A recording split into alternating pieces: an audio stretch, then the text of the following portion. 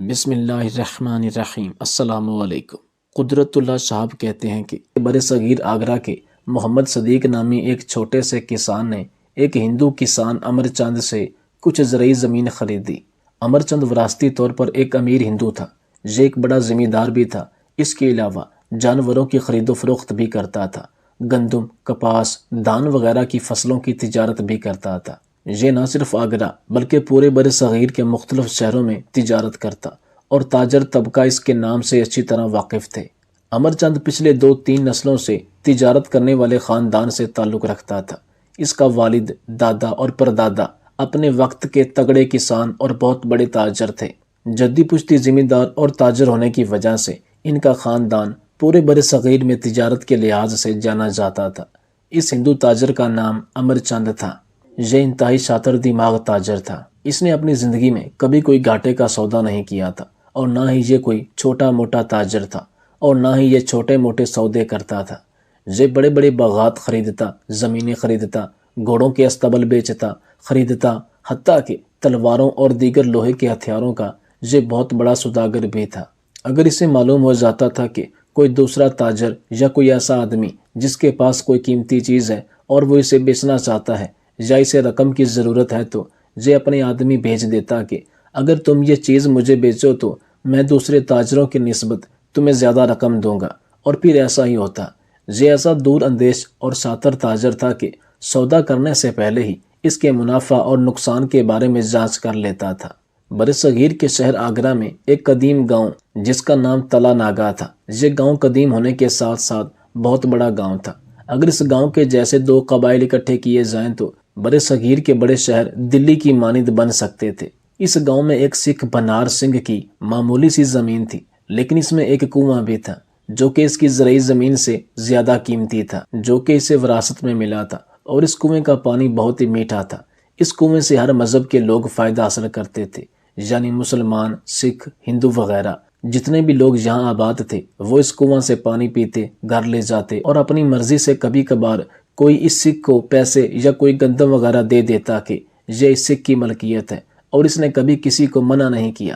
اس سکھ کی صرف ایک بیٹی تھی، اور نہ یہ لالچی تھا اور نہ ہی اسے دولت اکٹھا کرنے کا شوق تھا۔ جتنے بھی لوگ اس سکھ کے کنویں سے پانی لے جاتے تو مہینے بعد اپنی اپنی استطاعت اور مرضی سے کچھ رقم دیتے، کوئی نہ دیتا۔ اس سے ہی اس سکھ کا گزر بسر ہو رہا تھا۔ وقت گزرتا رہا، اس سکھ کے کنویں سے لوگ مستفید ہوتے رہے، حتیٰ کہ اس سکھ کی بیٹی جوان ہو گئی۔ اب اس کو اپنی بیٹی کی شادی کی فکر کھانے لگی، لیکن اس کے پاس اتنی دولت نہ تھی کہ اپنی بیٹی کو اچھے طریقے سے رخصت کر سکتا، یعنی کہ اس کی دھوم دھام سے شادی کر سکتا۔ اوپر سے اس پر آزمائش یہ آئی کہ اس کی طبیعت کافی بگڑ گئی۔ اب اس کے پاس رقم تھی نہیں، اور اس کے پاس اپنی زمین بیچنے کے علاوہ کوئی چارہ نہیں تھا۔ زمین کی قیمت بھی زیادہ نہ تھی، اور نہ ہی یہ کوئی بہت بڑا رقبہ تھا۔ معمولی سی زمین تھی، اور اس کی ساری قیمت اس میں موجود کنویں کی وجہ سے تھی۔ لہٰذا اپنی زمین اور کنویں کو بیچنے کے علاوہ نہ کوئی چارہ تھا اور نہ ہی کوئی اور جائیداد تھی کہ جسے بیچ کر یہ اپنی صحت پر رقم لگا سکے اور اپنی بیٹی کی شادی کر سکے۔ آخر تھک ہار کر اس سکھ نے گاؤں میں اعلان کروا دیا کہ میں اب مزید یہ کنواں اپنی ملکیت میں نہیں رکھ سکتا، کیونکہ مجھے رقم کی بہت زیادہ ضرورت ہے، لہٰذا میں اس زمین اور اس میں موجود کنویں کو بیچنا چاہتا ہوں۔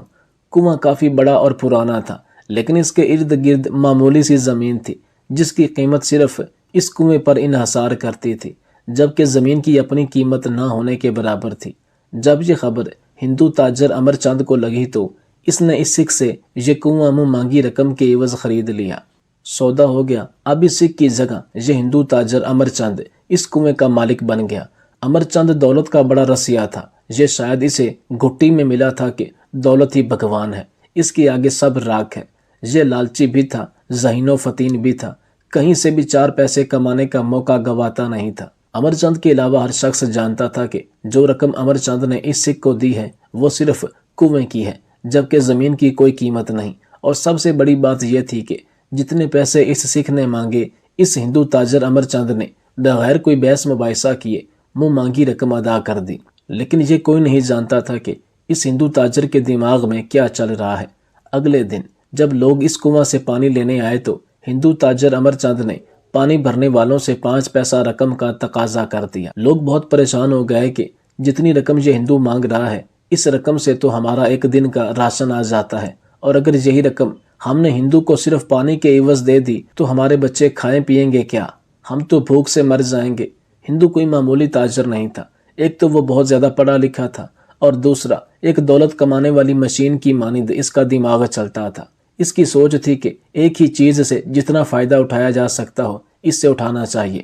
اس صورتحال کو دیکھتے ہوئے اس گاؤں کے تمام لوگ بہت زیادہ پریشان ہو گئے۔ 2 دن تو ان لوگوں نے گزارا کیا، لیکن جب محسوس کیا کہ اب پانی کے بغیر گزارا ممکن نہیں ہے تو مجبوراً یہ لوگ اس پانی کو سونے کے بھاؤ خریدنے لگے۔ جب صورتحال بہت زیادہ گمبھیر ہو گئی تو اسی گاؤں میں رہنے والا ایک محمد صدیق نامی مسلمان ذمہ دار لوگوں کی یہ صورتحال دیکھ کر بہت زیادہ پریشان ہو گیا۔ محمد صدیق ایک درمیانے طبقے کا معمولی سا ذمہ دار تھا۔ اس کا ایک باغ تھا جس کے ذریعے یہ اپنے بچوں کا پیٹ بھرتا تھا۔ اسی باغ میں کچھ پھل وغیرہ اگتے اور معمولی سی گندم وغیرہ اگا کر اپنی روزی روٹی پوری کر رہا تھا۔ ایک تو یہ ان پڑھ تھا، لیکن اس کے اندر ہمدردی اور احساس کوٹ کوٹ کر بھرا تھا۔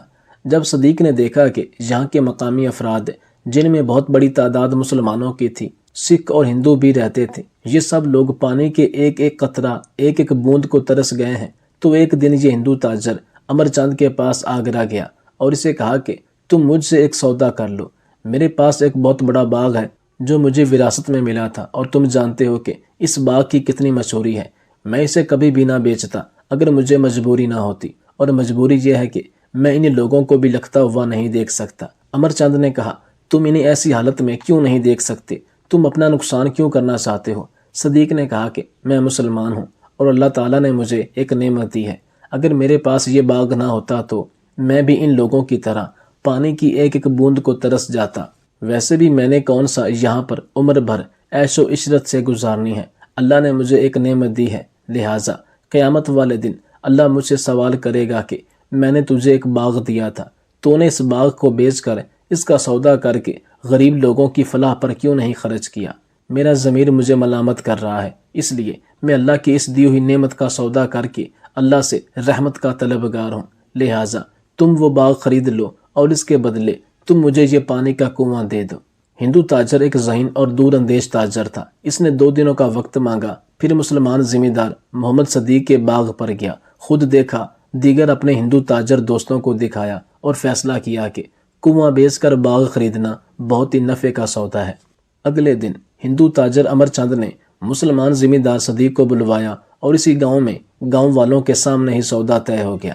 جب سودا ہو گیا تو ہندو تاجر نے کہا کہ میں یہ سودا تحریری طور پر کرنا چاہتا ہوں۔ ہندو تاجر کی اس چالاکی کو مسلمان ان پڑھ آدمی یعنی محمد صدیق اور دیگر قبیلے والے نہ سمجھ سکے۔ ہوا کچھ یوں کہ ہندو تاجر نے لکھوایا کہ میں نے مسلمان ذمہ دار صدیق کو اپنا یہ کنواں بیچ دیا ہے اور اس کے بدلے میں نے اس کے باغات خرید لیے ہیں۔ تحریری طور پر یہ سودا ہو گیا، گواہان بھی موجود تھے۔ 1 ہفتے تک تو سب ٹھیک چلتا رہا، چونکہ مسلمان ذمہ دار محمد صدیق نے کسی سے 1 پیسہ بھی نہ لینے کی قسم کھائی۔ ہر مذہب کے لوگ آتے، اپنی مرضی سے پانی لے جاتے اور بدلے میں محمد صدیق کو دعائیں دیتے۔ تقریباً 1 ہفتے بعد ہندو تاجر امر چند مسلمان ذمہ دار محمد صدیق کے پاس آیا اور کہا کہ میں بڑا حیران ہوں کہ تم اتنے سست ہو۔ محمد صدیق نے کہا کہ کیا مطلب؟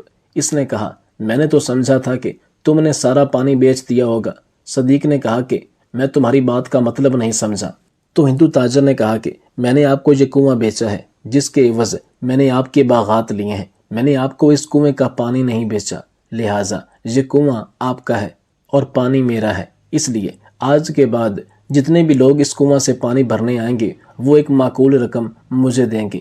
اگر تم ایسا نہیں کرو گے تو میں تمہیں اپنا پانی نہیں دوں گا، چونکہ تمہارا صرف کنواں ہے یعنی کہ زمین ہے، اور اس میں موجود پانی میری ملکیت ہے، اور میرے پاس اس کے متعلق جو ہمارا سودا ہوا تھا اس کی مستند تحریر موجود ہے جس پر تمہارے انگوٹھے ہیں۔ ہندو تاجر کے یہ الفاظ سنتے ہی اس مسلمان صدیق کے سر پر منو پتھر گر گئے۔ وہ بیچارہ پریشان ہو گیا۔ قصہ مختصر یہ کہ یہ بات پورے گاؤں میں پھیلی تو ایک جگہ ان کا اکٹھ ہوا، جس میں ہندو تاجر نے اپنا وہ تحریری سودا دکھایا کہ میں نے اس مسلمان ذمہ دار کو صرف کنواں بیچا ہے، یعنی کہ کنویں کی زمین بیچی ہے، پانی نہیں بیچا۔ اس کے بدلے ہی میں نے اس کے باغ خریدے تھے، لہٰذا اب یہ پانی میری ملکیت ہے اور کنواں کی صرف زمین اس کی ملکیت ہے۔ حتیٰ کہ اسی اکٹھ میں جتنے بھی لوگ منصف بنے ہوئے تھے انہوں نے بھی ہندو تاجر کے حق میں فیصلہ کر دیا۔ محمد صدیق کا گناہ یہ تھا کہ یہ ان پڑھ ہے، اور دوسرا اس نے اس ہندو تاجر پر اندھا بھروسہ کر لیا اور اپنے پاؤں پر آپ کلہاڑی مار لی۔ خیر، اب لوگ 2 پیسے اس ہندو تاجر امر چند کے بٹھائے ہوئے ملازم کو دیتے اور پانی لے جاتے۔ مسلمان ذمہ دار محمد صدیق بڑا پریشان ہوا کہ میں نے اپنا باغ بھی گوا دیا، جبکہ کنواں جس مقصد کے لیے حاصل کیا تھا وہ بھی نہیں ملا، اب میں کیا کروں؟ صدیق سیدھا سادہ نیک آدمی تھا، اسے ہندو تاجر کی چالاکی کا پتہ نہ چل سکا۔ اب یہ بہت زیادہ پریشان رہنے لگا، حتیٰ کہ ایک دن اس نے خود سے فیصلہ کیا اور جہاں پر ہندو تاجر امر چند رہتا تھا یعنی آگرہ آ پہنچا۔ یہاں پر حاجی بشیر محمد جو کہ مقامی مسجد میں 20 سال سے امامت کے فرائض انجام دے رہا تھا۔ حاجی بشیر محمد ایک تگڑا ذمہ دار تھا جس نے کبھی بھی مسجد میں امامت کرتے ہوئے کسی سے 1 روپیہ نہیں لیا تھا جو کہ اپنی ذات پر خرچ کرے۔ اسے دین محمدی سے خاص پیار محبت تھی، جس کی وجہ سے یہ اپنی فصلوں کی دیکھ بھال بھی کرتا اور 5 وقت مسجد میں نماز باجماعت ادا کرواتا۔ یہ انتہائی ذہین و فطین اور دلیر آدمی تھا، حق پر بات کرتا چاہے جو مرضی ہو جائے۔ اس کا بھی ارد گرد کے تمام علاقوں میں بڑا چرچا تھا۔ یہ امام مسجد کسی بھی مذہب کے لوگوں کے ساتھ ڈنڈی نہیں مارتے تھے، یعنی مذہب کی بنیاد پر کسی کے ساتھ زیادتی نہ کرتے تھے، نہ ہونے دیتے تھے۔ قصہ مختصر یہ کہ صدیق محمد حاجی بشیر کے پاس آیا اور اسے اپنا تعارف کروایا اور اسے اپنا تعارف کروا کر سارے واقعہ سے آگاہ کیا۔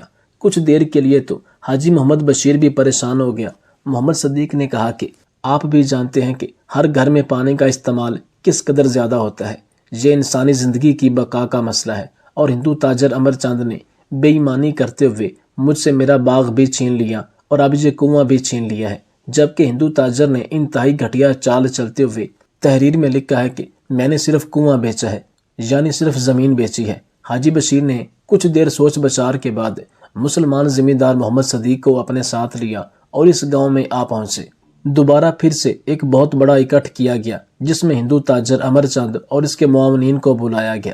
حاجی بشیر نے مسلمان ذمہ دار صدیق اور اس ہندو تاجر کو کہا کہ تم نے اس مسلمان ذمہ دار کو صرف کنواں یعنی زمین بیچی ہے اور اس کے بدلے تم نے باغات لیے ہیں۔ ہندو تاجر نے کہا جی ہاں۔ حاجی بشیر نے کہا کہ تم ایسا کرو کہ ذمہ دار محمد صدیق کی زمین اس میں موجود کنویں میں سے اپنا سارا پانی نکال لو، کیونکہ پانی تو تمہارا صحیح، لیکن کنواں تمہارے اس تحریری فیصلہ کے مطابق محمد صدیق کا ہے۔ بزرگ امام مسجد حاجی بشیر کے یہ الفاظ سنتے ہی ہندو تاجر امر چند کے رونگٹے کھڑے ہو گئے اور زمین اس کے پاؤں سے کھسکنے لگی۔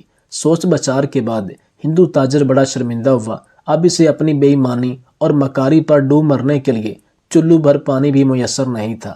حاجی بشیر نے کہا کہ یہ بات ہم بھی جانتے ہیں اور تم بھی جانتے ہو کہ تم نے محمد صدیق کے ساتھ کیے گئے معاہدے میں ڈنڈی ماری ہے، کیونکہ محمد صدیق ان پڑھ تھا، اس نے تجھ پر اعتبار کیا اور تم نے اپنی مرضی سے معاہدے پر جو دل کیا وہ لکھوا لیا اور دھوکے سے محمد صدیق کے انگوٹھے لگوا لیے۔ حاجی بشیر کے یہ الفاظ سنتے ہی ہندو تاجر امر چند نے کہا کہ میں معافی چاہتا ہوں۔ پھر دوبارہ حاجی بشیر نے ہندو تاجر اور مسلمان ذمہ دار کے مابین ایک تحریری سودا کروایا جس میں لکھا گیا کہ اس ہندو تاجر نے اپنا یہ کنواں بما پانی زمین اس مسلمان ذمہ دار محمد صدیق کو بیچ دیا ہے۔ حاجی بشیر کا یہ عقل مندانہ فیصلہ سن کر پورے گاؤں کے لوگوں کے چہروں پر رونق واپس آ گئی، حتیٰ کہ ہندوؤں کی بڑی تعداد میں لوگ مسلمان بھی ہو گئے۔ حاجی بشیر نے اس مسلمان ذمہ دار محمد صدیق کو کہا کہ اگر تم یہ کنواں ہمیں فروخت کرنا چاہو تو ہم تمہیں اس کی رقم دینے کے لیے تیار ہیں۔ صدیق نے کہا کہ حاجی صاحب، میں آپ سے بہت بڑے ذمہ دار اور بادشاہوں کے بادشاہ کے ساتھ سودا کر چکا ہوں اور میں اپنی زبان سے مکرنے والا نہیں ہوں۔ حاجی بشیر نے کہا کہ کیا مطلب، تم کس کے ساتھ سودا کر چکے ہو؟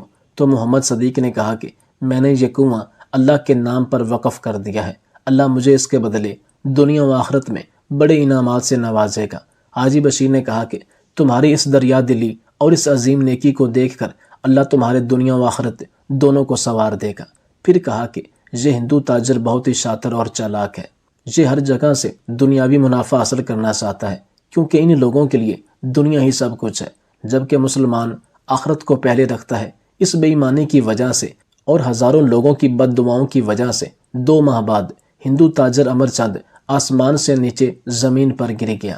ہوا کچھ یوں کہ زیادہ دولت اکٹھی کرنے کے لالچ میں اس نے اپنی تمام جمع پونجی کا ایک سودا کیا، گندم اور دھان کا بہت بڑا ذخیرہ کیا۔ خدا نے ایسی طوفانی بارشیں بھیجی کہ یہ سارا ذخیرہ برباد ہو گیا، جس میں اللہ تعالیٰ نے خسارہ اس کے مقدر میں لکھ دیا۔ کیونکہ انسان بھول جاتا ہے لیکن اللہ تعالیٰ نہیں بھولتا۔ جس قدر اس لالچی آدمی نے مسلمانوں، سکھوں کو دکھ، درد، تکلیف سے گزارا تھا، بیچے ہوئے کنویں کو دوبارہ حاصل کرنا چاہتا تھا، اللہ تعالیٰ کو یہ بات پسند نہیں آئی اور لوگوں نے امر چاند کو بہت بد دعائیں دی۔ بس پھر کیا تھا، یہ عروج سے زوال کا مسافر بن گیا۔ اس میں کوئی دو رائے نہیں کہ ایسے واقعات ہر لالچی شخص، ہر اس انسان کے لیے فائدہ مند اور نصیحت حاصل کرنے کا منبع ہے کہ جو دنیا کو ہی سب کچھ سمجھتا ہے، دنیا کے لیے ہی جائز ناجائز طریقوں سے دن رات دولت اکٹھی کرنے میں لگا ہوا ہے، یہ جانے بغیر کہ قارون کے پاس دولت کے انبار تھے لیکن کسی کام نہ آ سکے، تو تم اتنی دولت کا کیا کرو گے؟ عقل مند ہے وہ انسان جو اس دنیا میں مسافر کی طرح رہے۔